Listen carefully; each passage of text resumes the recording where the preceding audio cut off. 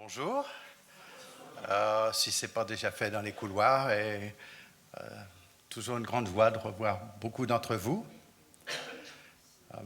Ce matin, on va essayer de voir les choses ensemble.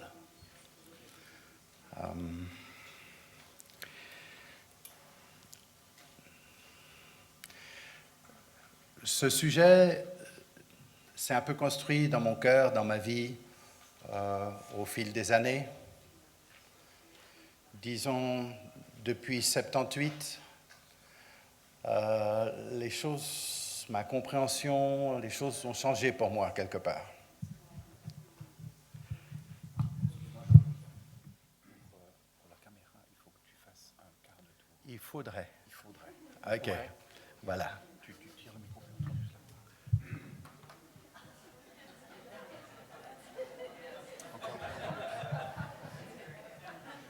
On a besoin de son sourire pour la caméra. Alors il faut... Oui, mais moi, le sourire pour la caméra, ça va, mais moi, j'aimerais pouvoir voir l'écran aussi. Voilà. Alors, vous n'allez pas tout me faire comme ça. Non. No way. Je m'y attendais un peu à celle-là. J'avais déjà mon attitude de préparer. Bon. Et que le Seigneur nous aide. Ce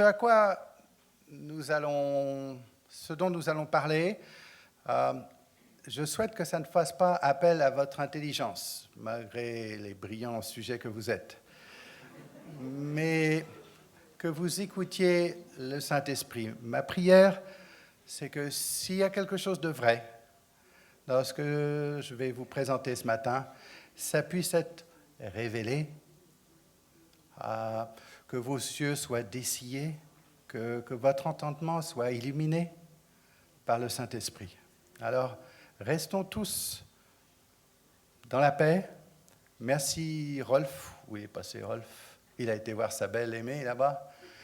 Et pour les dernières paroles, que nous restions attentifs à ce que le Seigneur veut nous dire. Ce Jésus magnifique. Non seulement qui nous a sauvés, j'espère que c'est le cas pour chacun et chacune d'entre nous, mais qui est aussi le sauveur d'Israël. Et ça, on ne sait plus trop ce que ça veut dire.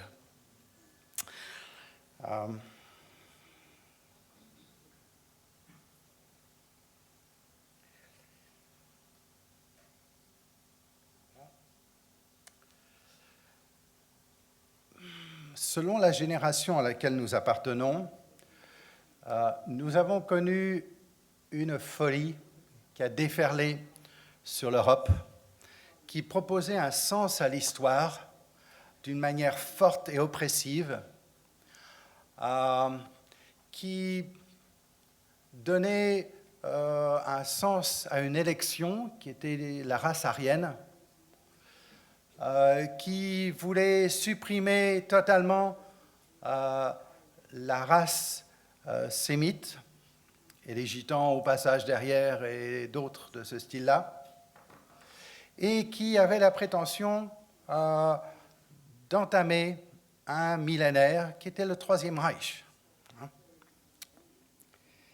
Et c'est plus la peine de se tenir au courant à ce sujet-là, mais il faut quand même se le rappeler, ça a été un vrai désastre, cette affaire-là. Et l'Éternel a permis que les choses s'arrêtent en 1945. Bon, il y a quelques réminiscences de temps à autre, de ci, de là, des nostalgiques un peu de l'affaire. Mais ce qui est à noter, et on ne va pas prendre les choses sous cet angle-là ce matin, mais je ne sais pas si j'ose le dire, parce qu'on en reparlera un peu plus tard, Dieu voulant. Avec ma femme et deux de nos enfants, on a été à Auschwitz et Birkenau. Et là, il n'y a pas de qualificatif, il n'y a pas de mots. On revient muet. Et cependant, malgré ce vertige qu'on peut avoir, on peut comprendre les paroles de Jésus et tout ce qui tend dans la parole à comprendre ce tragique événement comme des contractions gigantesques à l'échelle de l'humanité qui ont permis, malgré tout, l'établissement de l'État d'Israël. Une femme juive pieuse, encore aujourd'hui, quand elle donne naissance à un garçon, au fond d'elle-même, se dit peut-être sera-ce le Messie. Et il y a toujours cette attente. Le peuple juif, dans sa conception des choses, qui est dans la Bible, il n'y a rien à dire là-dessus, doit donner naissance au Messie. Et puis, il y a un autre phénomène qui a eu lieu au siècle passé, dont un beaucoup plus grand nombre d'entre nous ont été témoins. Ça a été une autre affaire qui nous marque encore aujourd'hui, qui base le fait que Dieu n'existe pas. Quand nous étions jeunes convertis avec ma femme il y a 40 ans, pendant mai 68 par exemple, on allait à la Sorbonne et on essayait de parler du Seigneur et la réponse était « prouve-moi que Dieu existe ». On bloquait là-dessus. Et donc il n'y a pas d'alliance et tout le monde il est beau, tout le monde il est gentil. Ce qui est un peu tragique, c'est qu'il y a beaucoup du peuple juif qui ont milité à donner leur vie dans cette perspective de l'histoire. Les grands du soviétisme et du marxisme, et Trotsky et d'autres, étaient ce que je préfère appeler des yéhoudis. Ça sortira facilement de ma bouche comme ça ce matin. Je préfère ce terme que les juifs. Les juifs, c'est un terme qui a été trop péjoratif à mes oreilles. Et pour s'en sortir, ça va être la lutte des classes, les enfants. Et il y a un chant, l'international, qui est anti-Dieu un maximum, et qui voit dans la lutte des classes la solution à l'humanité. Vers la fin 80, les choses se sont arrêtées. Si vous étiez chinois ou nord-coréen, je ne me permettrai pas de parler de la sorte. Parce que c'est encore une idéologie qui sévit très fort, sous des formes ou d'autres, sur cette planète. Mais pour ce qui nous est proche, ce qui sévissait en Union soviétique s'est arrêté, s'est effondré, disons. On reviendra sur les circonstances et pourquoi la chose s'est effondrée. Il y a eu un phénomène dont j'ai été un peu le témoin, parce que les choses étaient comme ça dans la vie, c'est qu'en conséquence, il y a eu plus d'1 million de Juifs qui sont rentrés en Israël. Et donc, il y a eu des tentatives sur la terre pour essayer de contrer un petit peu ce que l'Éternel cherchait à faire quand on regarde de plus près. Mais quand ces tentatives ont été avortées ou se sont effondrées, alors il y a eu le plan de l'Éternel qui s'est décoincé quelque part. Il y a d'autres perspectives sur cette terre. Celle dont nous a fait mention David hier soir, et Dieu voulant, si je comprends bien, il nous en parlera plus avant cet après-midi, c'est quelque chose qu'a introduit un homme qui s'appelait Mahomet. Je préfère les appeler les Mahométans, moi. J'aime pas quand on m'impose un nom comme ça, parce que je ne sais pas qu'est-ce que l'autre veut m'imposer derrière. Surtout que dans cette population-là, dans cette religion-là,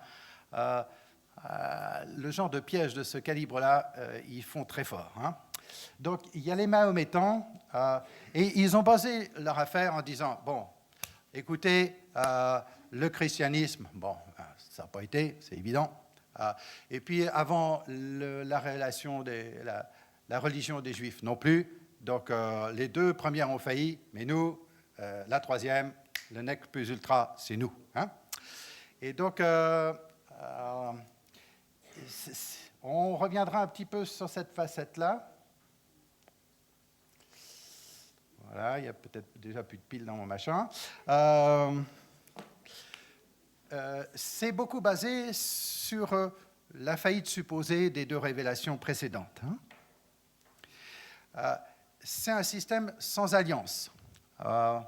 Pire que ça, à la base, à la profondeur de cette affaire-là, vous pouvez renier toute alliance que vous avez faite, pourvu que si c'est un infidèle qui est en face, il n'y a pas de problème.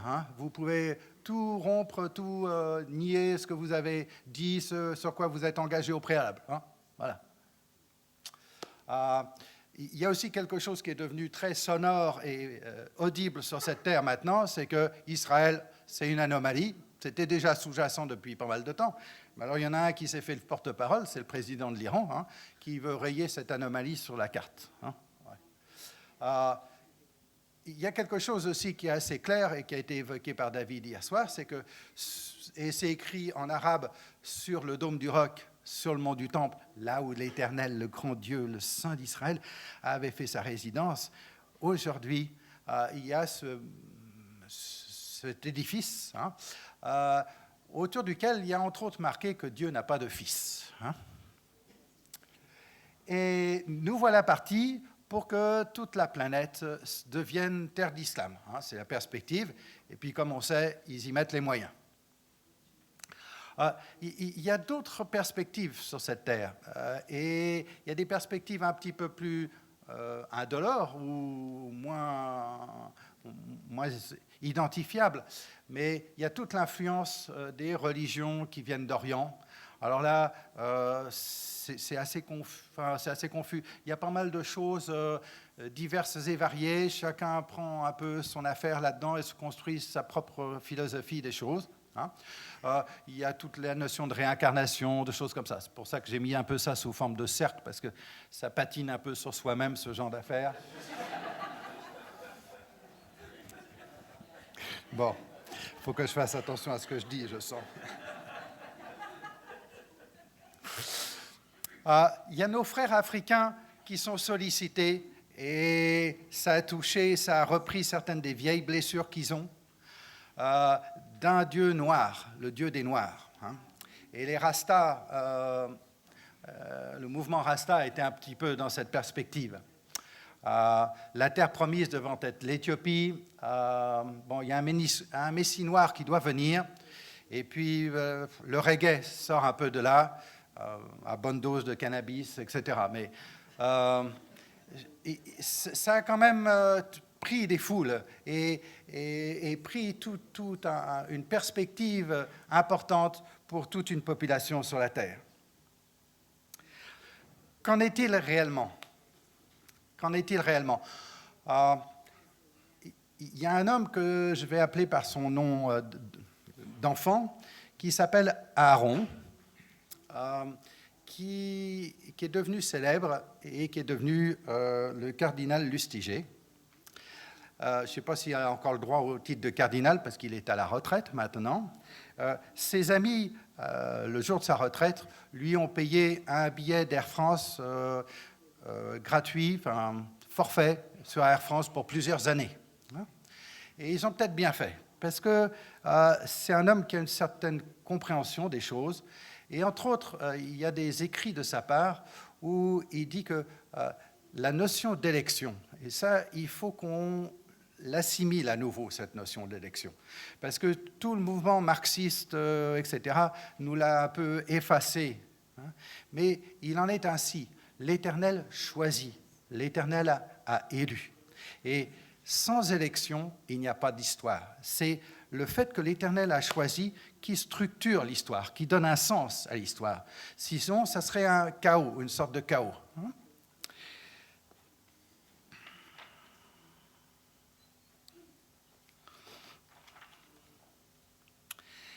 Et donc, l'Éternel a choisi, et il a bien choisi.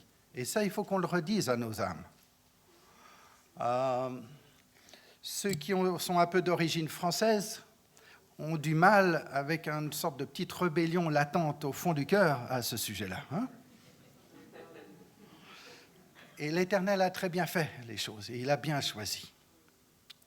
Et non seulement il a choisi, mais après ça, il a fait alliance. Et c'est un peu cette idée d'alliance qui est sous-jacente et qui tient même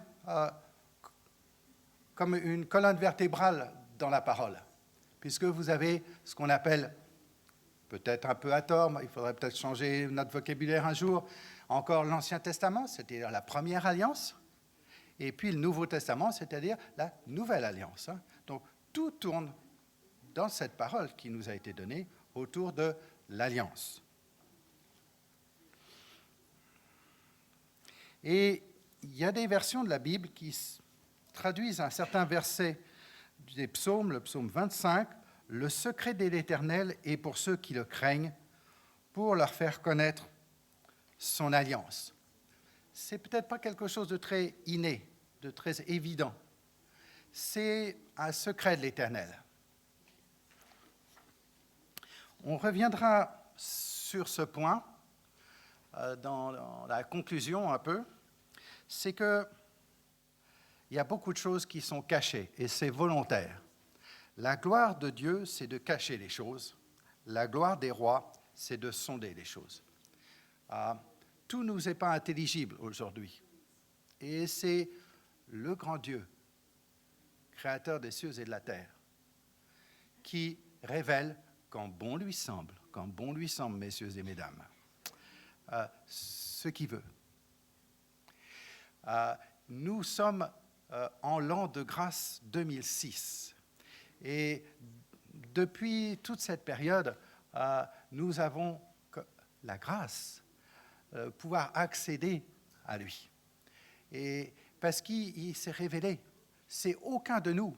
Et on pourrait le dire même en face de prix Nobel ou de Medal Field, c'est aucun de nous qui pouvons comprendre quelque chose de l'Éternel. C'est lui qui révèle quand il veut les choses qui sont cachées. Comme on l'a évoqué, alors vous voyez, on a beaucoup de choses à lire ce matin. Vous voyez l'épaisseur de l'affaire. Alors on va commencer par le début. Il y a un homme dont nous connaissons tous le nom qui s'appelle Abraham. Son père s'appelait Terah. Et il semblerait bien que ce nom veut dire lune. Et que certains ont compris, peut-être à raison, que son père était un adorateur de la lune. Et dans tout le bassin de Mésopotamie, dans tous les Chaldéens, c'était la lune. Les Égyptiens, c'était plus le soleil. Mais quel est le Dieu qui a créé le soleil et la lune? C'est le Dieu de la Bible. Et donc, aujourd'hui, le Dieu de la lune, il porte un nom qu'on utilise un petit peu de ci, de là, qui s'appelle Allah. Mais le Dieu de la Bible, il est le créateur du soleil, de la lune, des étoiles. C'est lui.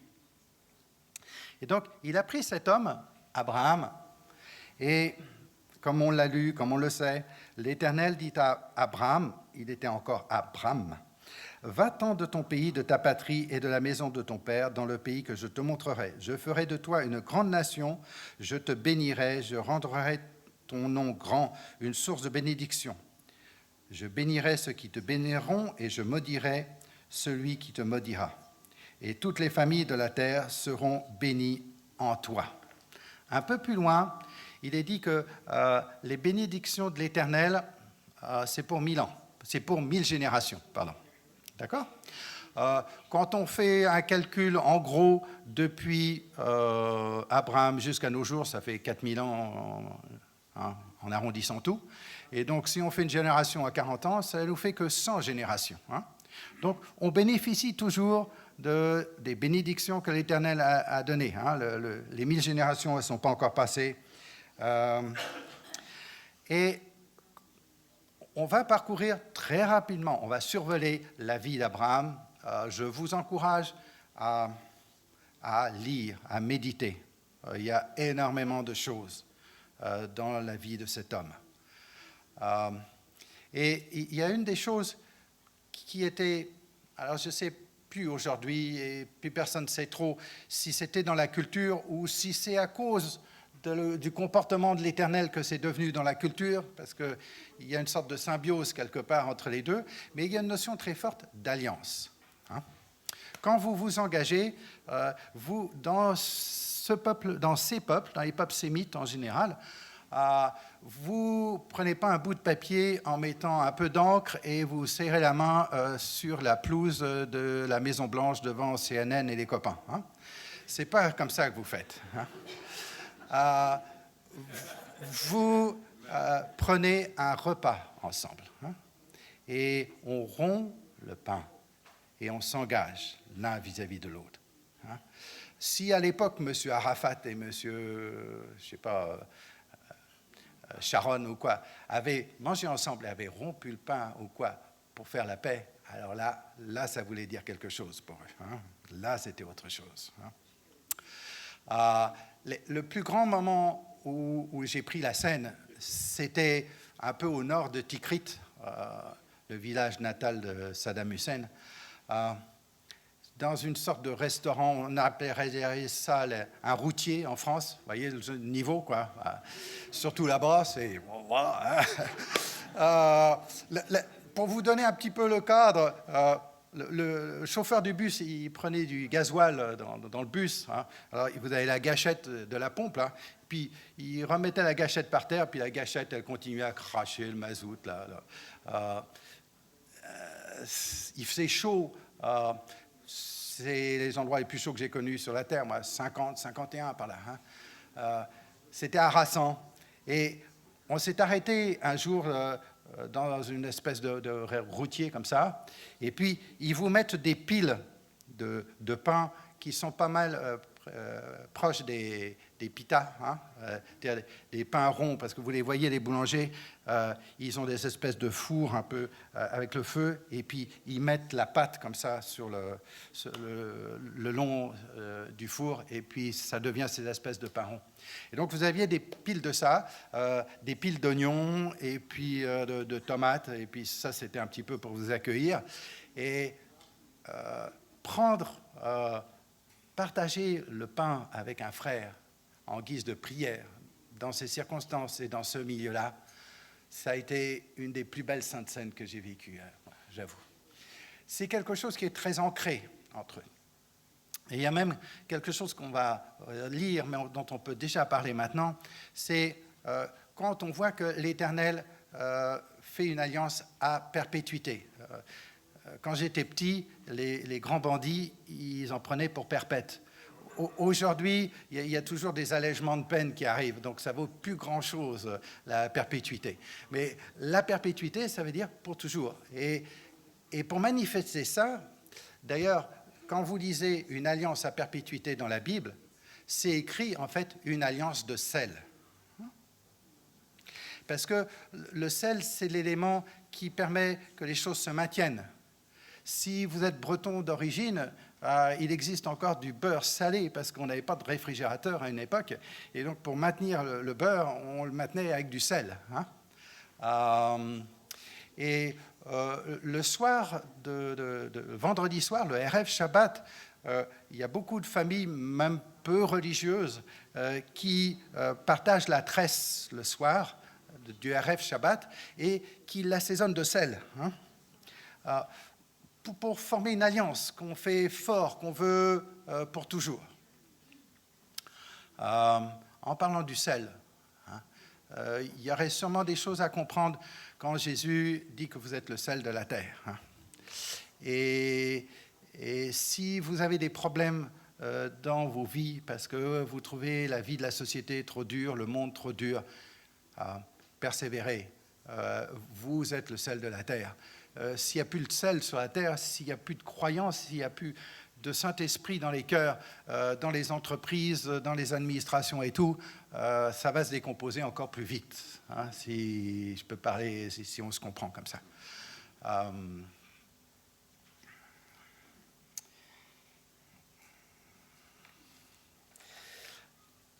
Si j'avais été ce matin dans une église traditionnelle protestante, comme chez les Huguenots, au milieu de la louange, j'aurais demandé que l'on lise le chapitre fondamental sur lequel, à mon avis, tout commence, tout prend racine. Vous savez, nous autres qui avons été renouvelés par le Saint-Esprit, dont le cœur a été changé, qui avons été sauvés par ce Messie extraordinaire, si on veut vraiment comprendre ce qu'il nous a dit dans l'Évangile, ce qu'il nous a laissé dans l'Évangile, il faut que l'Éternel nous fasse la grâce de comprendre d'où ça vient dans la première alliance. Pourquoi il parle comme ça? Il y a des choses qu'on s'est dites depuis longtemps et puis qu'on est tellement habitué et le sens nous échappe un peu. Et le chapitre 15 de la Genèse, c'est un point important concernant l'alliance. Soit dit en passant, juste à la fin du chapitre 14, il y a quelque chose sur lequel on reviendra, qui est justement un début d'alliance entre un personnage qui reste un peu mystérieux, qui est Melchizedek, entre Abraham et Melchizedek. Et donc, après ces événements, la parole de l'Éternel fut adressée à Abraham dans une vision et il dit « Abraham, ne crains point, je suis ton bouclier et ta récompense sera très grande. » Ça, c'est une traduction. L'autre traduction, c'est « Je suis ton bouclier et ta très grande récompense ». La récompense, ce n'est pas le compte sur l'UBS ou à la BCV. La récompense, c'est l'Éternel lui-même. C'est lui. Et Abraham répondit, « Seigneur Éternel, que me donneras-tu? Je m'en vais sans enfant, et l'héritier de ma maison, c'est Eliezer de Damas. » Et Abraham dit, « Voici, tu ne m'as pas donné de postérité, et celui qui est né dans ma maison sera mon héritier. » Alors la parole de l'Éternel lui fut adressée, « Ainsi, ce n'est pas lui qui sera ton héritier, mais c'est celui qui sortira de tes entrailles qui sera ton héritier. » Et après l'avoir conduit dehors, il dit, « Regarde vers le ciel et compte les étoiles, si tu peux les compter. » Et il lui dit, « Telle sera ta postérité. » Et Abraham eut confiance en l'Éternel, qui le lui imputa à justice. Et on sait le poids de ce verset. Le « eut confiance » qui est là, c'est le même mot que le « amen », c'est-à-dire c'est béton, c'est solide. Il resta ferme dessus. L'Éternel lui dit encore, « Je suis l'Éternel qui t'ai fait sortir du feu des Chaldéens, ou de Our en Chaldée, pour te donner en possession ce pays. » Abraham répondit, « Seigneur Éternel, à quoi connaîtrai-je que je le posséderai ?» Et l'Éternel lui dit, « Prends une génisse de 3 ans, une chèvre de 3 ans et un bélier de 3 ans, une tourterelle et une jeune colombe. » Abraham prit tous ces animaux, les coupa par le milieu et mit chaque morceau l'un vis-à-vis de l'autre. Mais il ne partagea point les oiseaux. Les oiseaux de proie s'abattirent sur les cadavres et Abraham les chassa. Au coucher du soleil, un profond sommeil tomba sur Abraham, et voici une frayeur et une grande obscurité vinrent l'assaillir. Et l'Éternel dit à Abraham, « Sache que tes descendants seront étrangers dans un pays qui ne sera point à eux. Ils y seront asservis, et on les opprimera pendant 400 ans. Mais je jugerai la nation à laquelle ils seront asservis, et ils sortiront ensuite avec de grandes richesses. Toi, tu iras en paix vers tes pères, tu seras enterré après une heureuse vieillesse. À la 4e génération, ils reviendront ici, car l'iniquité des Amoréens n'est pas encore à son comble. » Il y a beaucoup de choses qu'on pourrait dire là-dessus, mais ce n'est pas notre sujet de ce matin. Quand le soleil fut couché, il y eut une obscurité profonde, et voici ce fut une fournaise fumante, et des flammes passèrent entre les animaux partagés. En ce jour-là, l'Éternel fit alliance avec Abraham et dit, « Je donne ce pays à ta postérité, depuis le fleuve d'Égypte jusqu'au grand fleuve, au fleuve d'Euphrate, le pays des... » Alors on va respecter la parole, on va les lire, bien que ça n'ait aucun sens pour la plupart d'entre nous, des Kéniens, des Kénisiens, des Cadmoniens, des Hétiens, des Phéréziens, des Réphaïm, des Amoréens, des Cananéens, des Girgasiens et des Jébusiens.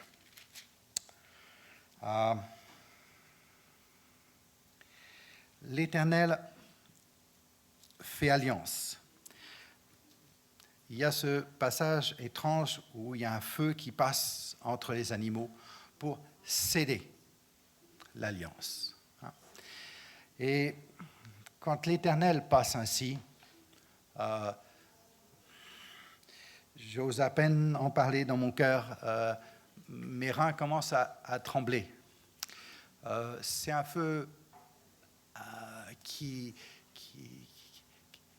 est d'une autre nature que ce qu'on connaît, et on sent la différence de nature entre lui et nous, et on se sent plus que petit. Mais c'est l'Éternel qui a parlé, et c'est l'Éternel qui a fait alliance. Et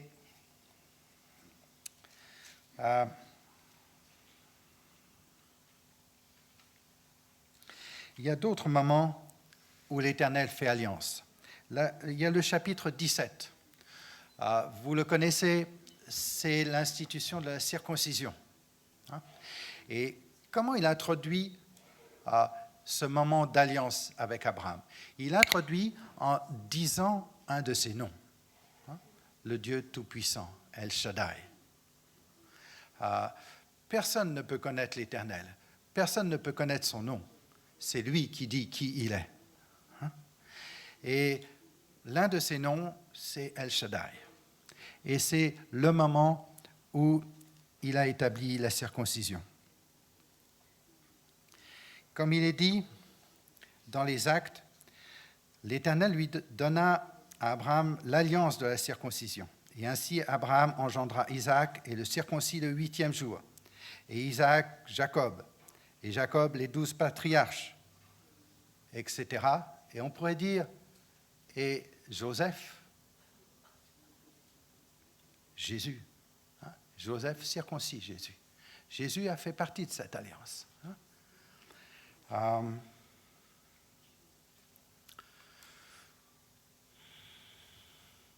Nous avons été sauvés par grâce. Nous avons été baptisés. Nous avons été remplis de l'Esprit Saint, baptisés de l'Esprit Saint, quel que soit le terme que vous utilisez. Disons que je postule que c'est le cas pour la plupart d'entre nous. Mais est-ce que la circoncision du cœur, ça nous dit quelque chose?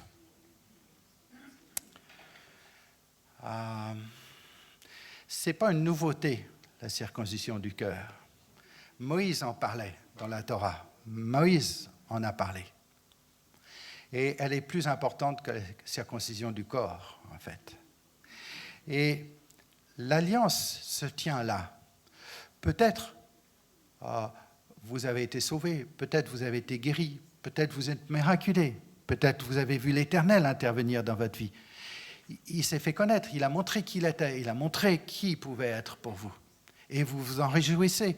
Et vous êtes dit, ah ouais, c'est bien, c'est ça, c'est la vérité. Je donne mon cœur au Seigneur, je veux le louer pour tout ça. Ouais. Est-ce que vous êtes arrivé dans votre vie à un moment où le Seigneur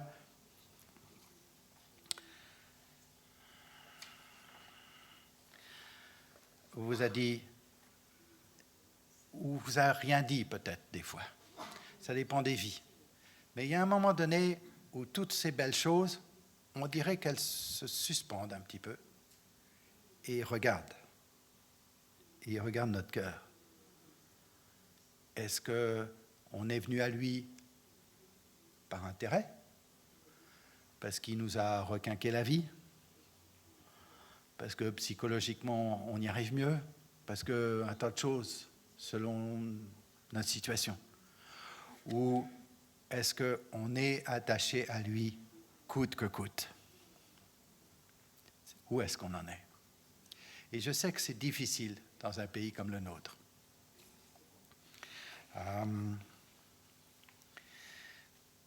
Peu après, Abraham, l'Éternel lui demande de sacrifier son fils. L'exaucement de sa foi, il s'était décarcassé, il avait lutté. Bon, il y a eu des ratés avec Agar, tout ça, ok. Mais n'empêche, il a essayé de continuer. et que voilà la chose exaucée, et patatras, le Seigneur l'Éternel lui demande de sacrifier ça.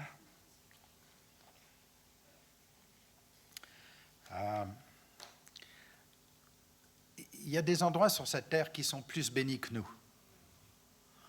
Parce que eux, ils ont la question en face très vite. Je sais qu'au Soudan, il y a plusieurs années, quand on demandait aux gens de venir pour se consacrer au Seigneur, la manière de l'exprimer, c'était comme ça. Ça voulait dire, oui, je suis prêt jusqu'à être crucifié. Et ce n'était pas des abstractions, hein? C'était la réalité pour eux. Il y a quelques années, on a été en Chine avec ma femme et notre dernière fille.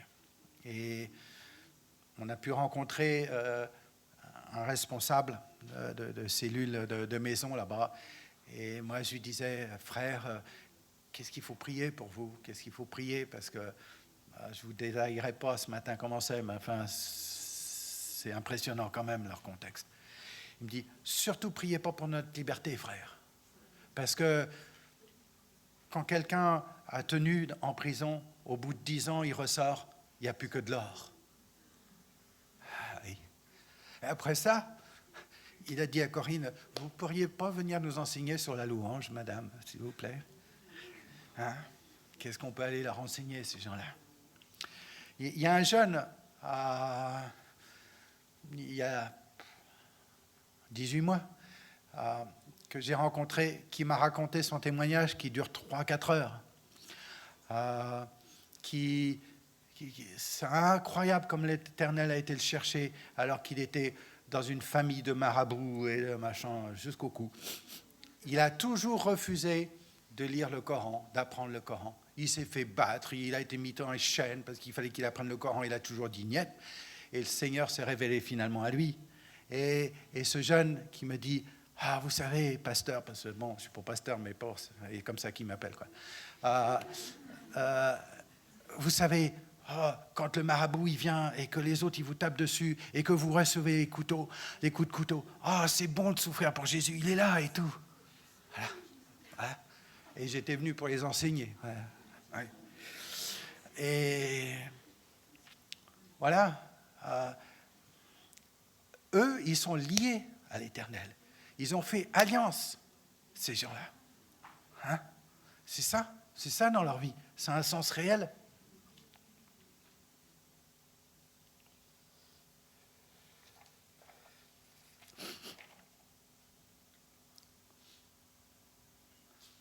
Et donc, si on reprend un peu la notion d'alliance,